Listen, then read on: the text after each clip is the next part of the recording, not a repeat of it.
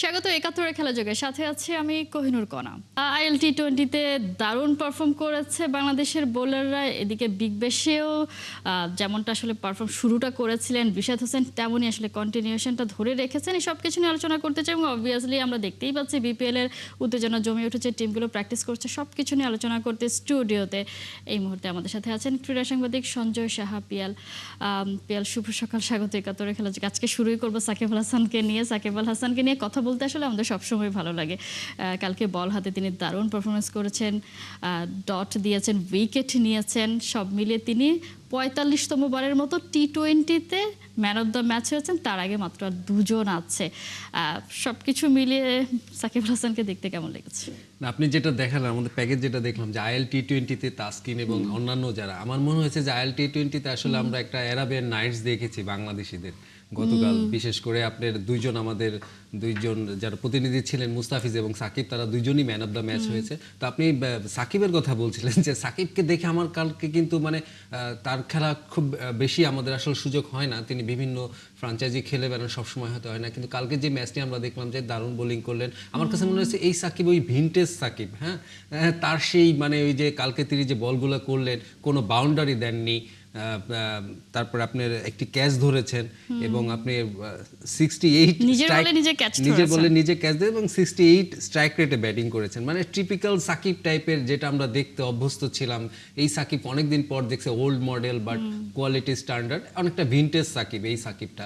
তো আমাকে আরেকটি যেটা নজরে এসেছে, আসলে আপনি হয়তো খেয়াল করেছেন, তার ভারী ফিজিকটা, তিনি খুব ভারী হয়ে গিয়েছেন এবং আমার মনে হয়েছে যে অনেকদিন এটা হয় আসলে তার বয়স এবং তার সবকিছু মিলে তিনি কিন্তু ওই ডিসিপ্লিনের মধ্যে কিন্তু এখন মনে হয় নেই। তিনি অনেকটা একা একা, তার ট্রেনার হয়তো আছে, হয়তো তার ব্যক্তিগত ট্রেনার, কিন্তু কোনো দলের সঙ্গে ওইভাবে রেগুলার না থাকার কারণে তার ফিজিকটা কিন্তু আমরা দেখছি যে তারপরে এই ফিজিক নিয়ে যে পারফরমেন্স আমরা গতকাল দেখেছি তার, তিনি যেমন সবচেয়ে কম ইকোনমিতে তিনি কালকে বল করেছেন। স্ট্রাইক রেটের কথা আপনি বলেছেন, এই স্ট্রাইক রেট ইস্যুতে যখন আসলে তিনি প্লেয়ার অফ দ্য ম্যাচ হলেন, তাকে যখন আসলে পুরস্কার দেওয়ার পরে কথা বলতে জিজ্ঞাসা করা হলো, তখন তিনি আসলে বলছিলেন যে তিনি একটু নেগেটিভ রোল প্লে করেছেন ব্যাট হাতে, কারণ দলে তখন তেমনটাই দরকার ছিল। একদিকে আসলে বিধ্বংসী ব্যাটাররা ছিল, সেই জায়গায় আসলে যখন চেস করতে নামলো তখন এক জায়গা থেকে তো আসলে অ্যাঙ্করিং রোলটা প্লে করতে হয়, সেই কাজটাই সাকিব আল হাসান করেছেন। ব্যাটে বলে দারুণ পারফরমেন্স। সেটা আপনি আগের একটি ম্যাচ যদি দেখেন, আমরা যদি দেখতাম যে তাকে কিন্তু তার দল মুম্বাই ইন্ডিয়ান্স, যে নিকোলাস পুরান সম্ভবত অধিনায়ক, তিনি কিন্তু তাকে রিটায়ার্ড আউট করে উঠিয়ে নিয়েছিলেন আগের একটি ম্যাচে। তিনি রান পাচ্ছিলেন না, তো সাকিবকে রিটায়ার্ড আউট করে নিয়েছেন। সেইটি দেখার পরে কালকের এই ব্যাটিং সব মিলে তিনি কিন্তু বেশ সচেতন ছিলেন আমার মনে হয়, এবং যেটা বললাম, তিনি কিন্তু তার জন্য অনেকটা আইডিয়াল পজিশনে ছিল, অল্প পুঁজি অ্যাঙ্কারিং রোলটা প্লে করা। তো যেটা আপনি বলছিলেন যে ৪৫টা ম্যান অফ দ্য ম্যাচ একটা ক্রিকেটারের জন্য অনেক বড় ব্যাপার, এবং তার আমরা জানি ক্রিস গেল ৬০টি আছে। তারপরে আপনার T20-তে খুব সম্ভবত পোলার আর ম্যাক্সওয়েলের পরেই সাকিব আল হাসান।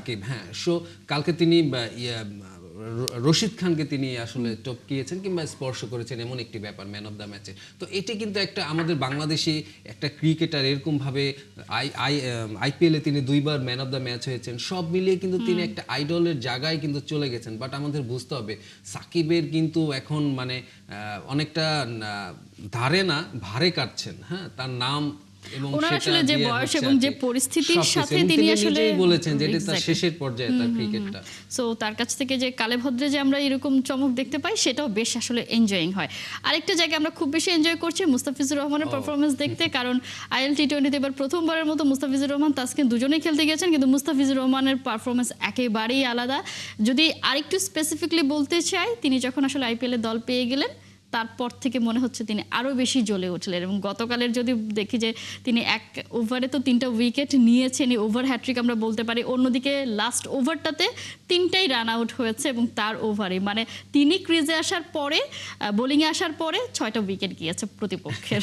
না, তিনি সবসময় লাকি চাম, এবং এটা বাংলাদেশ ন্যাশনাল টিমের জন্য। এবং IPL-এ তিনি এত দাম মূল্য পাওয়ার পরে কিন্তু তার আগে আপনি যেটা বললেন যে তিনি আরো চকচক করছেন, মুস্তাফিজ তার পারফরমেন্সে আরো জেল্লা দিচ্ছে, এবং যেটি তিনি প্রতিদিন কিন্তু নিজেকে ছাপিয়ে যাচ্ছেন।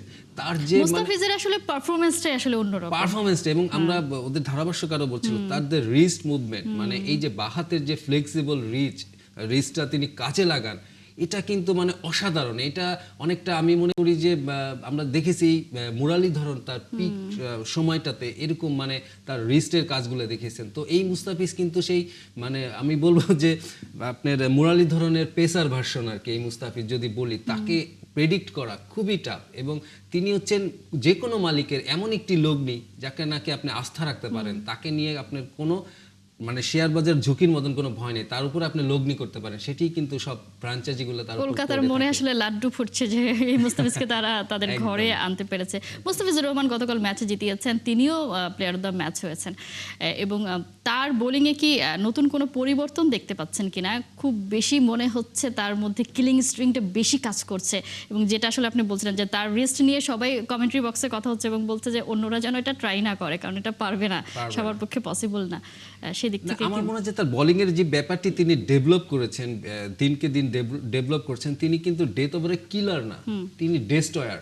তিনি কিন্তু উইকেট নেওয়ার চেয়ে রান এবং ডট বল বেশি দেওয়ার চেষ্টা করেন। তার এক একটি ওয়াইড ইয়র্কার যেগুলা সেগুলো এতটাই আনপ্রেডিক্টেবল, যে কোনো টপ ক্লাস ব্যাটসম্যানও কিন্তু তাকে ওইটা মানে তার কাছ থেকে রিড করাটা খুব টাফ হয়ে যায়। এবং মুস্তাফিজের ব্যাপারটা হচ্ছে আপনাকে তাকে সিঙ্গেলস নিয়ে দেন, ঠিক আছে, বাট তাকে বাউন্ডারি মারতে যাবেন না, ওভার বাউন্ডারি মারতে যাবেন না, তাহলে আপনার সমস্যা হবে।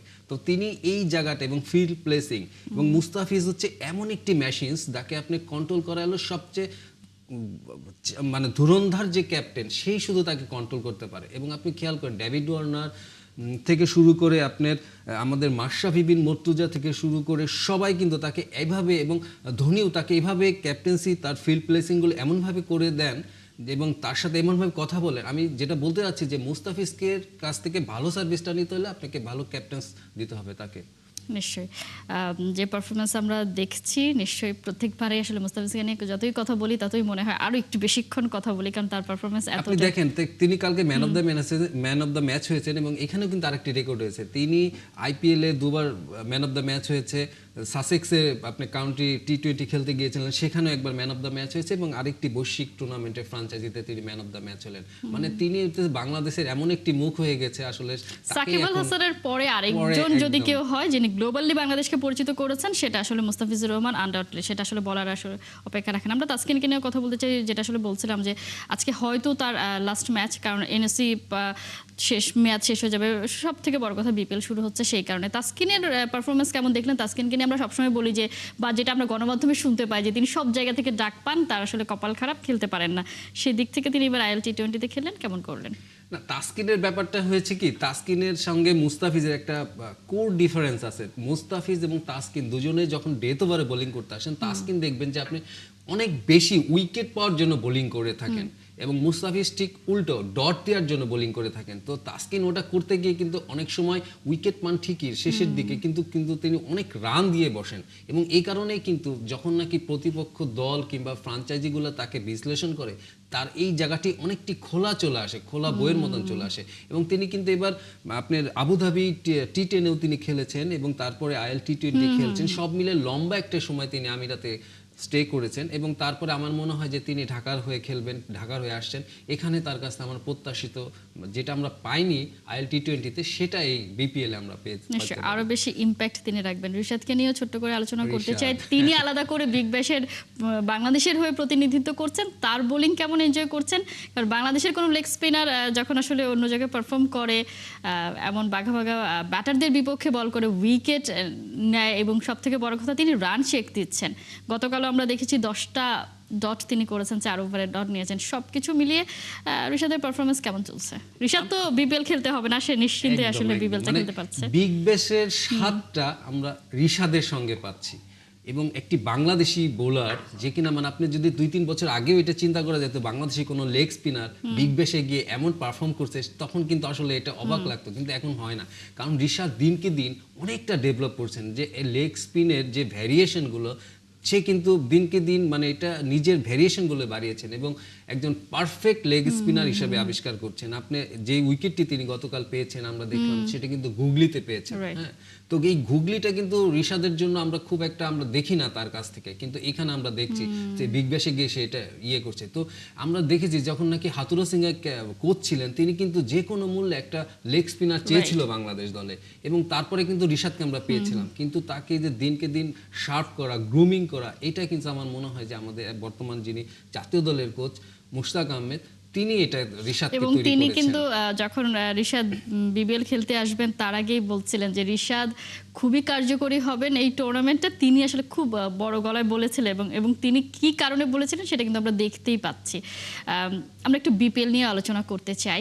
বিপিএলের সব দলগুলো প্র্যাকটিস শুরু করে দিয়েছে। আমরা দেখতে পাচ্ছি গতকাল ঢাকা তাদের ক্যাপ্টেন ঘোষণা করেছে মোহাম্মদ মিঠুনকে। এই ঘোষণা করার পরেই নিশ্চয়ই আপনি দেখতে পেয়েছেন সবাই বলছে তাসকিন না হয়ে, সানাকা না হয়ে কেন মিঠুনকে দেয়া হলো। কিন্তু আমরা যদি দেখি যে তার কিন্তু ক্যাপ্টেন্সি ক্যারিয়ার ঘরোয়া ক্রিকেট লিগে বেশ ভালো, মানে সমৃদ্ধ তিনি, তাহলে কেন মিঠুনকে নিয়ে এত কথা হয়?